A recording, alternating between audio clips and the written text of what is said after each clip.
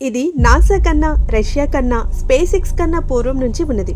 పూర్తిగా నలుపు రంగులో అంటే బ్లాక్ కలర్లో ఉన్న ఈ శాటిలైట్ 1300 సంవత్సరాలుగా భూమి చుట్టూ తిరుగుతుందంట. ఇదే బ్లాక్ నైట్ శాటిలైట్ అని మిస్టరీ. ఈ శాటిలైట్ గురించి ఫస్ట్ టైం మాట్లాడింది నికోలా టెస్లా. 1899లో అతను ఒక స్ట్రేంజ్ రేడియో సిగ్నల్ని ఐడెంటిఫై చేశాడు. అది భూమి మీద కాదు, స్పేస్ నుండి వస్తుంది అనుకున్నాడు.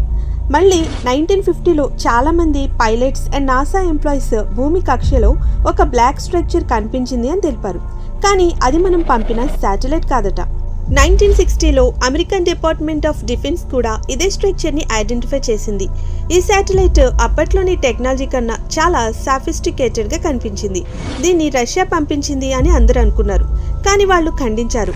మరైతే దీన్ని ఎవరు పంపించారు, మరి ఇది ఎవరిది, ఏంటి అన్నది ఇప్పటికీ తెలియదు.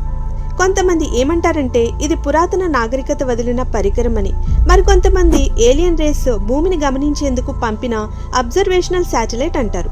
దీని దగ్గరగా వెళ్లాలని నాసా చాలా ట్రై చేసినప్పుడు సిగ్నల్ జామ్ అయిపోయాయట. 1300 సంవత్సరాలుగా మన చుట్టూ తిరుగుతున్న ఈ ఆబ్జెక్ట్ మానవ చరిత్రకి మించినదా, లేక భవిష్యత్తులో మనం చెప్పుకోబోయే మొదటి ఏలియన్ సాక్ష్యమా? మీ అభిప్రాయం ఏమిటో కామెంట్ చేయండి.